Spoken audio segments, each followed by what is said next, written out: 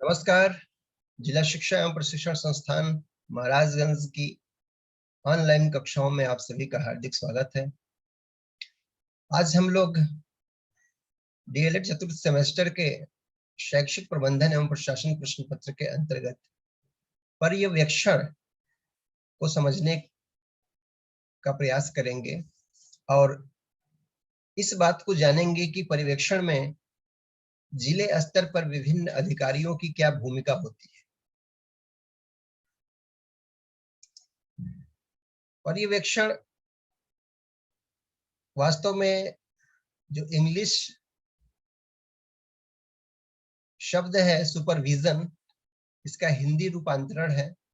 और सुपरविजन का अभिप्राय है सुपरविजन। सुपर अर्थात एक अलौकिक और विजन का अभिप्राय है दृष्टि, यानी कि एक ऐसी अलौकिक दृष्टि जो किसी भी कार्य के हर पक्षों पर अपनी पैनी नजर बनाए रखे और उस कार्य को सही तरीके से सही समय पर संपादित करने में सहायता प्रदान कर सके। इसे परिभाषित करते हुए टी मैकनवे ने कहा है कि पर्यवेक्षण शिक्षण प्रक्रिया का आलोचनात्मक मूल्यांकन करने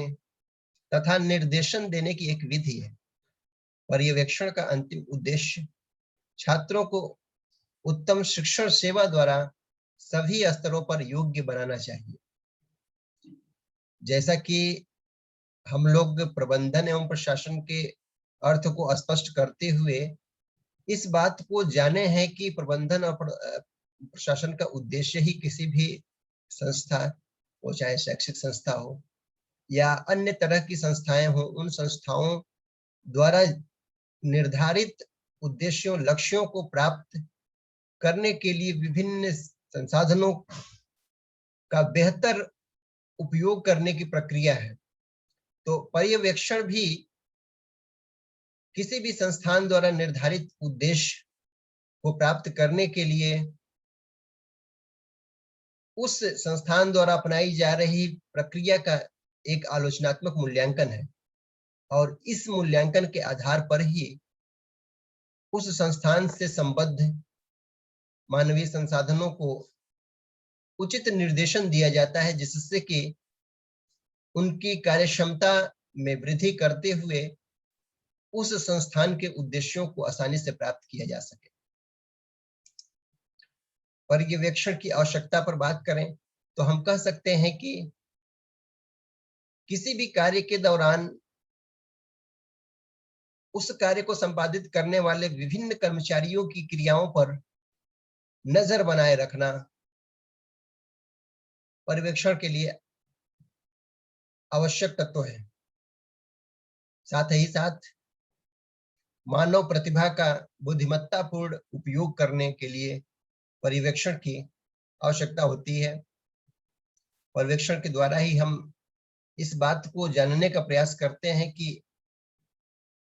कौन सा व्यक्ति किस कार्य को कुशलता पूर्वक कर रहा है और उस कुशलता पूर्वक कार्य करने की क्षमता को पहचान करके ही उसे समुचित कार्य प्रदान करके उसकी क्षमता का बेहतर उपयोग किया जा सकता है और इसके लिए पर्यवेक्षण किया जाना अत्यंत आवश्यक है। प्रदर्शन स्तर उच्च करने हेतु कर्मचारियों को प्रेरित करना, कर्मचारियों की क्रियाओं पर नजर रख के उन्हें और बेहतर प्रदर्शन करने के लिए प्रेरित किया जा सकता है। अच्छे मानवीय संबंधों को बनाए रखना, किसी भी संस्थान के लिए अपने उद्देश्यों को समुचित तरीके से प्राप्त करने के लिए यह महत्वपूर्ण शर्त होती है कि उस संस्थान में कार्य करने वाले मानवीय संसाधनों के बीच बेहतर तालमेल हो, बेहतर संबंध हो और इस मानवीय संबंधों को बेहतर बनाए रखने के लिए पर्यवेक्षण अत्यंत आवश्यक होता है। पर्यवेक्षण तंत्र में विभिन्न अधिकारियों की भूमिका पर बात किया जाए तो जिले स्तर में जिला बेसिक शिक्षा अधिकारी होते हैं और जिले को फिर अलग अलग खंड क्षेत्र में विभाजित किया जाता है, विकास खंड में विभाजित किया जाता है। उस विकास खंड स्तर पर खंड शिक्षा अधिकारी होते हैं और साथ ही साथ खंड शिक्षा अधिकारी के कार्यालय में या खंड स्तर पर ही अन्य एआरपी भी होते हैं जो विभिन्न विद्यालयों की शैक्षिक संप्राप्ति को बेहतर बनाने के लिए प्रयास करते रहते हैं। तो खंड शिक्षा अधिकारी के अधिकार और दायित्वों पे बात किया जाए तो हम कह सकते हैं कि प्रत्येक विकास क्षेत्र के समस्त विद्यालयों का पर्यवेक्षण करना तथा प्रशासनिक एवं शैक्षिक व्यवस्था को ठीक रखने का कार्य खंड शिक्षा अधिकारी का होता है। समय समय पर निर्धारित विभिन्न मानकों के आधार पर नए प्राथमिक विद्यालय एवं पूर्व माध्यमिक विद्यालयों की स्थापना, स्थानांतरित करने का प्रस्ताव जिला बेसिक शिक्षा अधिकारी को भेजने एवं इस संस्तुति के आधार पर जिला बेसिक शिक्षा अधिकारी द्वारा जो भी संस्तुतियां दी जाती हैं उनके आधार पर उचित कार्यवाही करने की जिम्मेदारी भी खंड शिक्षा अधिकारी की ही होती है। प्राथमिक शिक्षा से संबंधित समस्त विशेष योजनाओं जैसे विद्यालय भवन, अतिरिक्त कक्षा कक्ष का निर्माण, छात्रवृत्ति, पाठ्यपुस्तक, निःशुल्क यूनिफॉर्म वितरण, मिड डे मील योजना का प्रभावी क्रियान्वयन एवं अनुश्रवण का कार्य भी खंड शिक्षा अधिकारी के निर्देशन में समुचित रूप से किया जाता है। शिक्षा का अधिकार अधिनियम 2009 जब से अमल में लाना शुरू किया गया उसके बाद इन खंड शिक्षा अधिकारियों की जिम्मेदारियां और भी बढ़ गईं।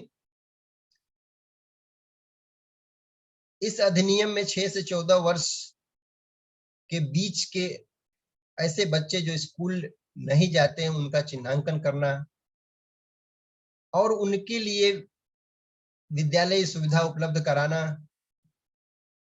सभी बच्चों की प्राथमिक शिक्षा पूर्ण किए जाने का कार्य सही तरीके से संपन्न कराने के संबंध में भी खंड शिक्षा अधिकारी की महत्वपूर्ण भूमिका होती है। साथ ही साथ विद्यालयों को प्रति वर्ष विभिन्न अनुदान दिए जाते हैं। वो ये अनुदान हो चाहे विद्यालय मरम्मत के लिए हो, विद्यालय के विकास के लिए हो, टीएलएम खरीदने के लिए हो या अन्य मदों में अनुदान दिया गया हो, उन अनुदानों को समुचित रूप से खर्च करने और साथ ही साथ उस खर्च का भौतिक रूप से सत्यापन करने की जिम्मेदारी भी खंड शिक्षा अधिकारी की ही होती है। शिक्षा के लिए सामुदायिक सहभागिता के अंतर्गत ग्राम शिक्षा समितियों एवं विद्यालय प्रबंधन समितियों को सक्रिय बनाना, साथ ही साथ इनके सदस्यों को अपने अधिकारों, अपने जिम्मेदारियों से अवगत कराना, ये सब कार्य भी खंड शिक्षा अधिकारी द्वारा निभाए जाते हैं।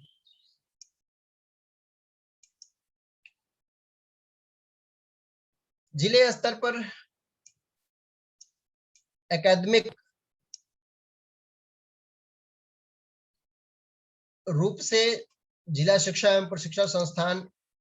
महत्वपूर्ण भूमिका निभाता है और इन जिला शिक्षा एवं प्रशिक्षण संस्थानों में जो डायट प्रवक्ता कार्य करते हैं वो डायट प्रवक्ता मेंटर के रूप में विभिन्न विद्यालय, उस जिले के अंदर स्थित विभिन्न विद्यालयों के लिए एक सलाहकार की भूमिका का कार्य करते हैं।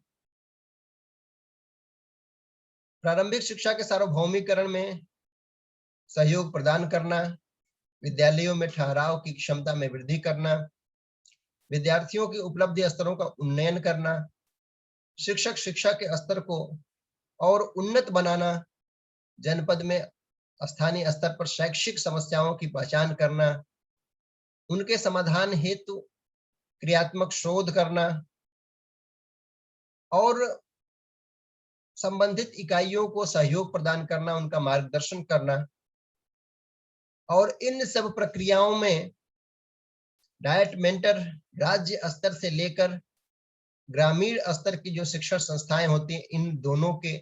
बीच में एक कड़ी के रूप में कार्य करते हैं। जिला शिक्षा एवं प्रशिक्षण संस्थान केंद्रीय अकादमिक संस्था के रूप में जिला स्तर पर कार्य करती है। यानी हम कह सकते हैं कि डायट का मुख्य उद्देश्य विद्यालय की कार्य प्रणाली तथा कक्षा कक्ष प्रक्रिया को इस प्रकार प्रभावी बनाना है जिससे बच्चों के अधिगम स्तर में सुधार किया जा सके। डायट संकाय के सदस्य उनको जिले में अलग अलग विद्यालय, अलग अलग क्षेत्रों के विद्यालय आवंटित किए जाते हैं, अलग अलग ब्लॉक के विद्यालय आवंटित किए जाते हैं। वो डायट मेंटर आवंटित विद्यालयों का भ्रमण करते हैं और उस भ्रमण के दौरान उस विद्यालय में जो विभिन्न शैक्षिक समस्याएं आती हैं, उन समस्याओं को जानते हैं, उन समस्याओं का निराकरण करने के लिए उचित रूप से मार्गदर्शन भी प्रदान करते हैं। डायट मेंटर कक्षा कक्ष में स्वयं पढ़ाकर सीधे सहायक और मार्गदर्शक बनकर शिक्षण संबंधी कठिनाइयों का निस्तारण करते हैं। ये विद्यालय भ्रमण द्वारा जो कठिनाइयां अनुभूत होती हैं उनका संकलन करते हैं, उनका विश्लेषण करते हैं और उनके समाधान के लिए उपाय प्रस्तुत करते हैं। स्थानीय परिवेश में उपलब्ध सामग्री और जो भी राज्य स्तर से शैक्षिक अधिगम सामग्री उपलब्ध कराई जाती है, उनका उपयोग करते हुए आदर्श पाठ प्रस्तुत करते हैं। विभिन्न प्रकार की खेल गतिविधियां जो स्थानीय परिवेश के अनुकूल होती हैं, इनके प्रयोग को प्रोत्साहित करते हैं।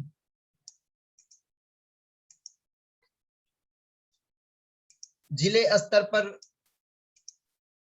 विभिन्न प्रकार के कार्यों और विभिन्न प्रकार की जिम्मेदारियों को समुचित तरीके से निर्वहन करने के लिए प्रत्येक जिलों में जिला समन्वयकों की नियुक्ति की जाती है और ये जिला समन्वयक अपने कार्य क्षेत्र के संबंध में जिला बेसिक शिक्षा अधिकारी की सहायता करते हैं और राज्य द्वारा चलाई गई विभिन्न प्रकार की योजनाओं के कुशल रूप से संचालन में सहायता प्रदान करते हैं। इन समन्वयकों में जिला समन्वयक प्रशिक्षण, जो विभिन्न प्रकार के प्रशिक्षण कार्यक्रमों जिससे कि जिले के विभिन्न अध्यापकों को प्रशिक्षित किया जाना है, उसको सुचारू रूप से संपादित करने के लिए जिम्मेदार होते हैं। जिला समन्वयक बालिका शिक्षा को प्रोत्साहित करने के लिए विभिन्न प्रकार की जो योजनाएं चलाती हैं, उन योजनाओं को उन लाभान्वित वर्ग तक पहुंचाने के लिए प्रयास करते हैं। जिला समन्वयक समेकित विशेष प्रकार के बच्चों के लिए जो प्रयास किए जाते हैं, उन प्रयासों को उन बच्चों तक पहुंचाने के लिए इनकी भूमिका महत्वपूर्ण होती है। जिला समन्वयक सामुदायिक सहभागिता, विद्यालयों के बेहतर तरीके से संचालन में समुदाय की महत्वपूर्ण भूमिका होती है और समुदाय कि अधिक से अधिक भूमिका सुनिश्चित करने में इनकी भूमिका अत्यंत ही महत्वपूर्ण होती है। जिला समन्वयक वैकल्पिक शिक्षा, निरक्षर लोगों को साक्षर बनाने के लिए भी सरकार विभिन्न प्रकार की योजनाएं चलाती रहती हैं और इन योजनाओं के सुचारू रूप से संचालन की जिम्मेदारी इनकी होती है। जिला समन्वयक निर्माण, विभिन्न विद्यालयों में निर्माण कार्य राज्य द्वारा संचालित किए जाते हैं। उन निर्माण कार्यों को सही तरीके से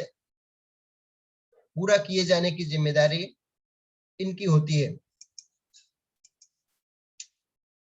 अब यदि बात करें जिला बेसिक शिक्षा के जिले स्तर पर सबसे महत्वपूर्ण अधिकारी की जो जिला बेसिक शिक्षा अधिकारी होते हैं, तो वास्तव में देखा जाए तो पूरे जिले में स्थित सभी विद्यालयों के सुचारू रूप से संचालन, साथ ही साथ उनके द्वारा निर्धारित मानकों को पूरा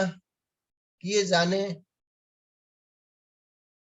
के लिए इनकी भूमिका अत्यंत ही महत्वपूर्ण होती है।